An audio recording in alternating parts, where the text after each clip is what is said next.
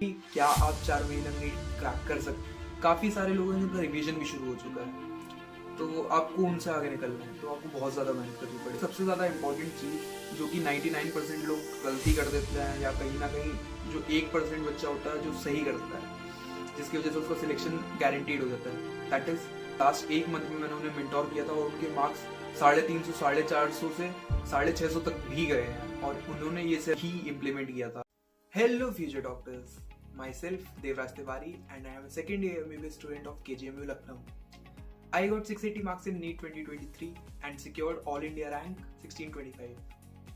तो the main question is कि क्या आप 4 महीने में नीट क्रैक कर सकते हैं? तो the simple answer is yes, पर काफ़ी ज़्यादा हार्ड वर्क करना पड़ेगा। तो मैंने आप सभी के लिए एक लिस्ट बनाई है जो अगर आप सही से इम्प्लीमेंट कर लेते हैं तो आप डेफिनेटली नीट 2025 क्रैक कर सकते हैं। सो इस वीडियो को आखिरी तक देखिएगा एंड आई बेट इस वीडियो में काफ़ी सारी ऐसी आपको चीज़ें मिलेंगी जो अगर आपने सही से इम्प्लीमेंट कर ली तो डेफिनेटली आपका सिलेक्शन कोई नहीं रोक सकता। इस वीडियो को शुरुआत के कुछ मिनट में सिर्फ कंप्लीट बिगिनर्स के लिए बात करूंगा, तो if you want to skip you can go to the time stamp given. तो जो बिगिनर्स हैं वो भी दो टाइप के होंगे, एक जिनने कभी भी नीट के बारे में कुछ नहीं पढ़ा और एक वो जिन्होंने काफ़ी पहले किया था या फिर मतलब पहले कर चुके हैं। तो since you are complete beginners तो आपको पहले तो एक चीज़ ये समझनी पड़ेगी कि काफ़ी सारे लोग हैं जिनका रिवीजन भी शुरू हो चुका है, तो आपको उनसे आगे निकलना है तो आपको बहुत ज़्यादा मेहनत करनी पड़ेगी। तो उसके लिए सबसे पहले मेंटली प्रिपेयर्ड रहिए। तो जो कंप्लीट बिगिनर्स है जिनने अभी तक कुछ भी नहीं पढ़ा है तो उनको मैं बता दूं कि उन्हें सबसे पहले शुरू करना पड़ेगा लेक्चर्स देख के। अब वो किसी भी फॉर्म में हो सकता है, लाइक आप वन शॉट भी देख सकते हैं, आप पूरे लेक्चर्स भी देख सकते हैं, पर मतलब जो मोस्ट सेंस बनाएगा वो पूरे पूरे लेक्चर्स देखना है। हाँ, मैं मानता हूँ कि काफ़ी ज़्यादा टाइम लगेगा उसमें, पर that is the way to go. वो नहीं करोगे तो बेसिक्स क्लियर नहीं होंगे और बेसिक्स क्लियर नहीं होंगे तो काफ़ी दिक्कत होगी। और जिन्होंने पहले से कुछ थोड़ा बहुत कर रखा है उससे पहले क्लासीफाई करें कि उन्हें सबसे ज़्यादा खराब कौन से चैप्टर्स लगते थे, यानी कि उनके कौन से चैप्टर्स के क्वेश्चन बनते ही नहीं थे कभी, या फिर उस चैप्टर से उन्हें बहुत डर लगता है। उसको जैसे ही आपने क्लासीफाई कर लिया तो आप अपना एक टीचर सिलेक्ट करेंगे एंड दोनों लोग पढ़ना शुरू करेंगे। तो सबसे पहले सबसे बड़ा सवाल यह आएगा कि क्या हम नोट्स फिर से बनाएं या नोट्स खरीद लें। तो अब नोट्स बनाने का टाइम रहा नहीं है, तो आप जिस भी टीचर से पढ़ रहे हैं उसके नोट्स ले सकते हैं एंड उसको प्रिंट करवा के रख सकते हैं। मेक श्योर वो प्रिंटेड फॉर्म में हो तो ज़्यादा अच्छा समझ आता है। तो इस पॉइंट ऑफ टाइम से ये वीडियो सभी व्यूअर्स के लिए कॉमन है। तो सबसे पहले आप सभी एक काम करिए, अपनी जो भी एनसीईआरटी है उनको खोल लीजिए, उसका इंडेक्स देखिए और सारे चैप्टर्स को क्लासीफाई करिए कि ये मेरे लिए हार्ड है या ईजी है। हार्ड आपके वो चैप्टर्स होते हैं जिनको देख के आपको ऐसा लगता है ओ इसके क्वेश्चन तो मेरे से कभी नहीं बनते, या ये चैप्टर मुझे बिल्कुल समझ नहीं आता। और जो इजी चैप्टर्स हैं वो आपके बहुत जल्दी हो जाते हैं। फिर सबसे पहले आप अब ये रियलाइज करिए कि आपके पास 120 दिन नहीं है, आपके पास सिर्फ 100 दिन है, जिसमें से लास्ट के जो 20 दिन है वो आपके सिर्फ प्रॉपर रिविजन के लिए होंगे। तो उनको अलग करते हुए आपके पास सिर्फ 100 दिन बचते हैं, यानी कि इसको आप एक तरह से 3 महीना भी ले सकते हैं। तो अब आपको डिवीजन करना है चैप्टर्स का, कब आपको क्या पढ़ना है। जो कंप्लीट बिगिनर्स हैं वो साथ साथ के लेक्चर्स भी करेंगे और जो रिवीजन कर रहे हैं वो अपने 2 से 3 रिवीजन इन्हीं में सेट करेंगे। तो अब आपको कैसे डिवाइड करने हैं अपने सारे चैप्टर्स, उसके लिए आपको सबसे पहले तो प्रायोरिटी लिस्ट देखनी पड़ेगी कि कौन सा ऐसा चैप्टर है जिससे हर साल नीट में क्वेश्चंस आते ही हैं और किससे सबसे ज़्यादा आते हैं। मैं आपको एक डिस्क्रिप्शन में लिंक प्रोवाइड करवाऊंगा टेलीग्राम चैनल की, उस पर मैं मार्क डिस्ट्रीब्यूशन भेज दूंगा, तो आप वहाँ से डाउनलोड करके आप देख सकते हैं और हर चैप्टर के सामने लिख लीजिए कि ये काफ़ी ज़्यादा इंपॉर्टेंट है या कम इंपॉर्टेंट है अपने हिसाब से। फिर अब जो ज़्यादा इंपॉर्टेंट हैं और आपको हार्ड लगते हैं, जो कि आपको सही करने की ज़रूरत है, मतलब जिसमें ज़्यादा टाइम चाहिए और जिसमें कम प्रेशर चाहिए कि भाई मेरे सर पर अगर नीट का प्रेशर लास्ट मंथ में होगा और उस टाइम पर मैं ये सोचूं कि मैं अपने हार्ड चैप्टर को अच्छे से कर पाऊँ, वो नहीं हो पाएगा। जल्दी जल्दी करेंगे आप, है ना। तो वो चीज़ जितना जल्दी कर पाए तो बिना प्रेशर के आप आराम से अपने हार्ड चैप्टर्स निपटा लीजिए पहले मंथ में। हार्ड प्लस इजी का कॉम्बिनेशन रखिएगा कि बैलेंस आउट हो जाए, और एक नॉर्मल प्लान रखिएगा, मतलब प्रैक्टिकल प्लान हो। ऐसा ना हो कि बहुत ज़्यादा ले लिया तो हो ही नहीं पा रहा है। तो जैसे आपने ये डिस्ट्रीब्यूशन किया कि पहले महीने में मुझे क्या करना है, दूसरे महीने में क्या करना है, तीसरे महीने में क्या करना है, इसमें आप ये भी ध्यान रखेंगे कि पहले महीने में आप थोड़ा सा पुश कर सकते हैं अपने आप को, प्रेशर कम है तो अच्छे से होगी चीज़ें।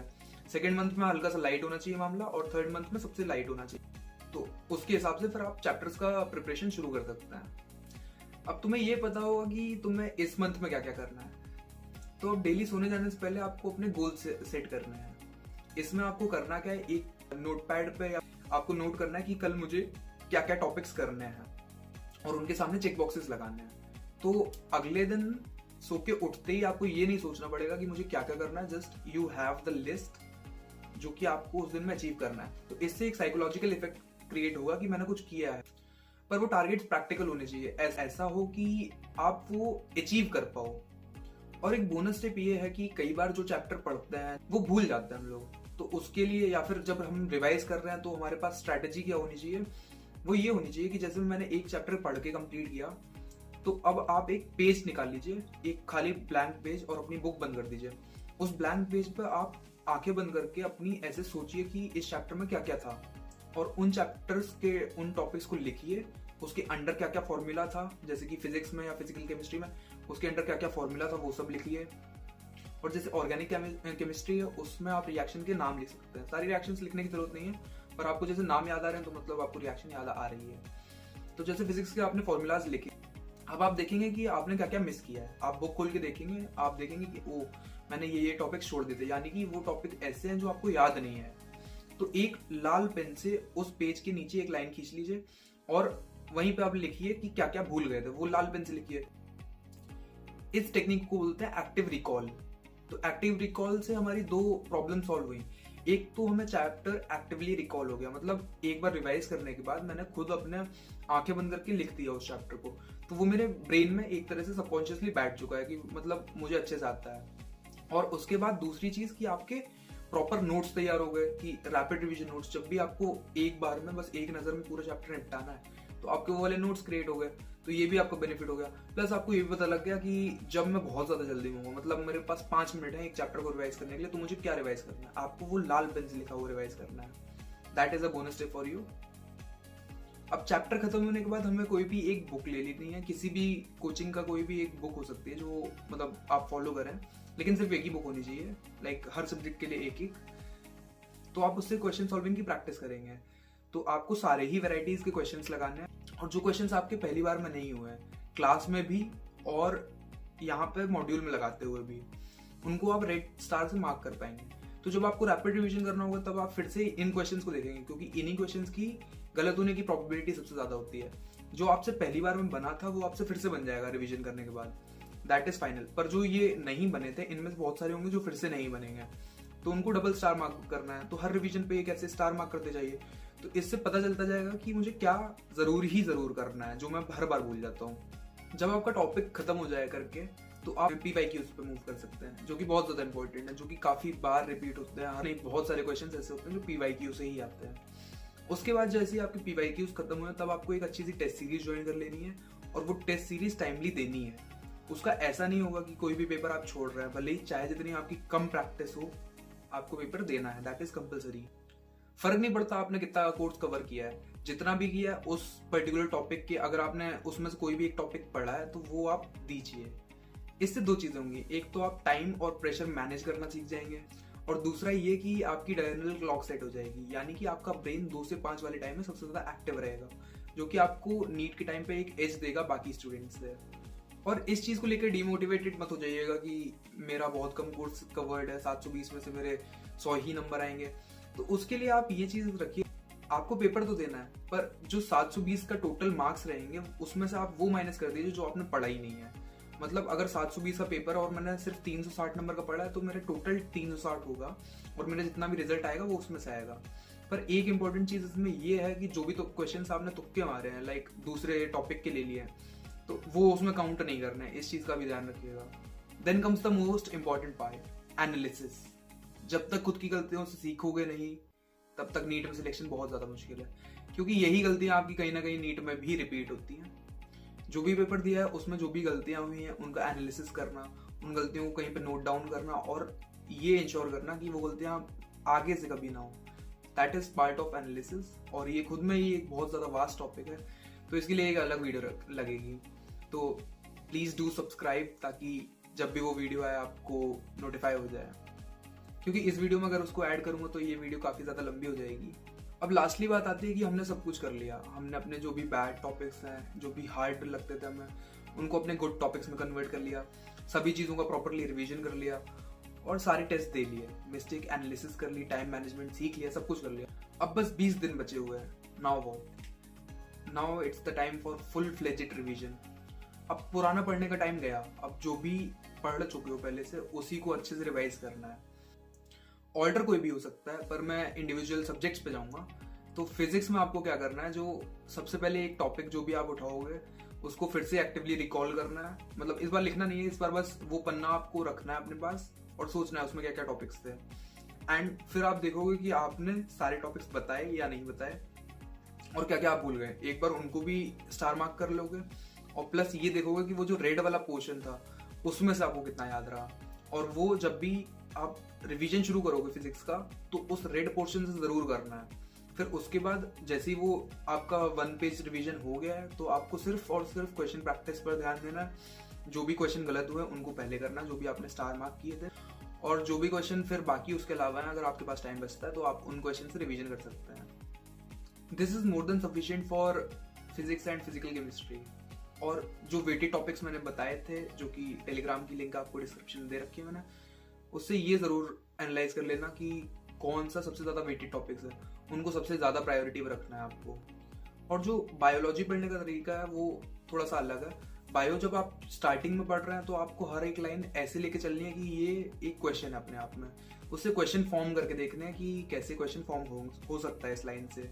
और जब रैपिड रिवीजन कर रहे हैं तो उसमें जो भी आपने मेन पॉइंट्स हाईलाइट कर रखे हैं वो पढ़ें। जो इमेजेस हैं वो काफी ज्यादा इंपॉर्टेंट रहती हैं और उसके नीचे जो भी टेक्स्ट लिखा रहता है इमेजेस के जस्ट नीचे, वो भी काफी ज्यादा इंपॉर्टेंट होता है। कई बार उससे क्वेश्चन आ जाता है।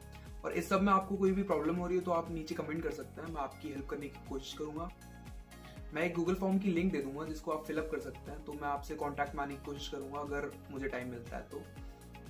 अब इम्पोर्टेंट ये है कि आप साथ साथ में पेपर्स देते रहिए, उसको एनालाइज करते रहिए, अपनी मिस्टेक्स को सुधारते रहिए और कीप रिपीटिंग द सेम। और साथ साथ में ये ध्यान रखिए कि आपके मार्क्स बढ़ रहे हैं, that is the most important thing. Last में एक सबसे ज्यादा इंपॉर्टेंट चीज जो कि 99% लोग गलती कर देते हैं, या कहीं ना कहीं जो 1% बच्चा होता है जो सही करता है, जिसकी वजह से उसका सिलेक्शन गारंटीड हो जाता है, that is stick with the basics. मतलब अपना कोई भी चैप्टर, लाइक हार्ड हो चाहे इजी हो, उसके बेसिक्स आने चाहिए। उसका मतलब कोई भी बेसिक क्वेश्चन आए तो आपको उसको सॉल्व करना आना चाहिए, that is a must requirement. क्योंकि मेरे एक सर ने मुझे जो बताया था, जो मेरे को काफी ज्यादा बात हिट की थी, कि नीट ये थोड़ा चाहता है कि आप पीएचडी कर लो सब्जेक्ट में, वो बस ये चाहता है कि आपके पास एक बेसिक लेवल ऑफ अंडरस्टैंडिंग हो जिसके बेसिस पर वो आपको सिलेक्ट कर लें। आपके पास उतनी नॉलेज हो जाएगी कि आप कॉलेज के लिए लायक हैं तो वो आपको जाने देंगे। ये मेरे अभिनव शर्मा सर थे एलन में, उन्होंने बताया था एंड इस चीज ने काफी मुझे हिट किया था और इस पॉइंट ऑफ टाइम से काफी मेरे पर्सपेक्टिव में चेंज आया था और मैं बेसिक्स पे ज्यादा ध्यान देता था। क्योंकि 80 to 90% चीजें बेसिक आती हैं और 10% ही, हार्डली 10% चीजें होती हैं जो मुश्किल आती हैं। जो वो 10% चीजें होती हैं वो सिर्फ टॉपर्स के लिए होती हैं, वो रैंक डिसाइडर होती हैं। और 90% चीजें सिर्फ बेसिक्स के ऊपर बेस्ड होती है और आपको सिलेक्शन दिलाने में मदद करती है। तो मेरा कहना ये है कि पहले आप सिलेक्शन ले लो ना, 90% जो बेसिक और इजी हो सकता है, जल्दी हो सकता है आपसे, आप पहले वो करो। आपका सिलेक्शन जैसी गारंटी हो जाए, आप उसके बाद रैंक के पीछे भागो। हर टॉपर का सोचना यही होता है कि मैं पहले अपना सिलेक्शन गारंटी कर लूं, उसके बाद रैंक के पीछे भागूं। किसी टॉपर को पता नहीं होता है कि उसकी रैंक आने वाली है, वो बस अपने सिलेक्शन की ट्राई कर रहा होता है। उसको बस ये इंश्योर करना होता है कि मेरा सिलेक्शन हो जाए इस बार। तो हार्ड चीजों की वजह से अपनी बेसिक्स मत छोड़िए। सिलेक्शन की तैयारी करो, रैंक खुद आएगी। प्लस बेसिक्स क्लियर रखने का एक और फायदा है, कभी आपने ऐसे फॉर्मूलाज देखे हैं जो सिर्फ कोचिंग वाले करवाते हैं और आपकी एनसीईआरटी में वो कहीं नहीं मिलते हैं। देवर वंस क्वेश्चंस जो कि एक पिछले नीट एस्पिरेंट ने दिए, जो कि उसके लिए एक नया ही क्वेश्चन था और उसको अपने बेसिक से सॉल्व करना था। तो ऐसे ही हर साल कोई ना कोई एक ना एक क्वेश्चन ऐसा आता है जो अगली साल फॉर्मूला बन जाता है। वो आपको सॉल्व कैसे होगा? वो आपका बेसिक से सॉल्व होगा। मेरा जो नीट हुआ था, नीट 2023, उसमें भी एक दो क्वेश्चन ऐसे थे जो कि सिर्फ बेसिक से सॉल्व हुए और अगली साल उनका फॉर्मूला बन गया। अब लास्ट में कुछ छोटे टॉपिक्स ले लेते हैं जो कि मैं पूरा कवर नहीं कर सकता इस वीडियो में, पर फिर भी मुझे बताने थे। दैट इज ब्रेक्स लेना काफी ज्यादा इंपॉर्टेंट है। Once you feel saturated, breaks ले लिया करिए। Consistency is very important, like हर दिन आपको पढ़ते रहना है। ये नहीं कि किसी दिन हार मान के या फिर लाइक किसी भी रीजन से पढ़ना छोड़ दिया।